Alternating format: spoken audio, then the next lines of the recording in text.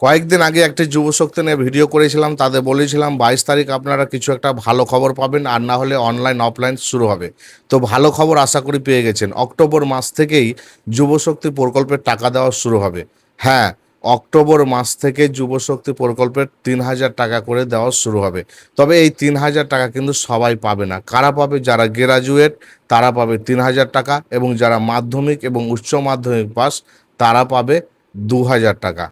এটা আজকে সরকারিভাবে ঘোষণা হয়ে গেল। অনেক দাদা, অনেক দিদি ভাই আমার দোকানেও এসে একটাই প্রশ্ন, দাদা যুবশক্তি প্রকল্পের টাকা কি আর ঢুকবে না? এই প্রশ্নটা আমাকে বারবার করতো অনেকেই। তো আজকে আশা করি অনেকে উত্তর পেয়ে গেছেন যে অক্টোবর মাস থেকেই আপনারা আপনাদের অ্যাকাউন্টে পেয়ে যাবেন 3,000 টাকা ও 2,000 টাকা করে। আপনি যদি গ্র্যাজুয়েট হন তাহলে আপনি পেয়ে যাবেন 3,000 টাকা, এবং আপনি যদি মাধ্যমিক ও উচ্চ মাধ্যমিক পাস হন তাহলে আপনি পেয়ে যাবেন 2,000 টাকা। তবে এই যুব শক্তি প্রকল্পের টাকা পেতে গেলে কিছু শর্ত রয়েছে। শর্ত হচ্ছে আপনার বয়স 21 থেকে 45-এর মধ্যে হতে হবে। দ্বিতীয় হচ্ছে আপনার বার্ষিক আয় 1,00,000 টাকার মধ্যে হতে হবে।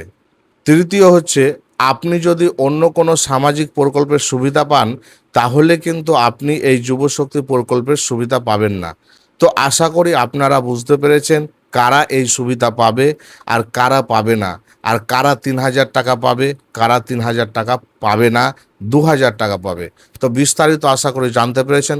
অবশ্যই আপনারা এই ভিডিওটি শেয়ার করে সকলের মাঝে ছড়িয়ে দিন যেন অন্যরা জানতে পারে। তবে আবারও মনে করিয়ে দিচ্ছি, অক্টোবর মাস থেকে এই যুবশক্তি প্রকল্পের টাকা আপনারা আপনাদের অ্যাকাউন্টে পেয়ে যাবেন। তো সকলে ভালো থাকুন, ভিডিওটি শেয়ার করে সবার মাঝে ছড়িয়ে দিন।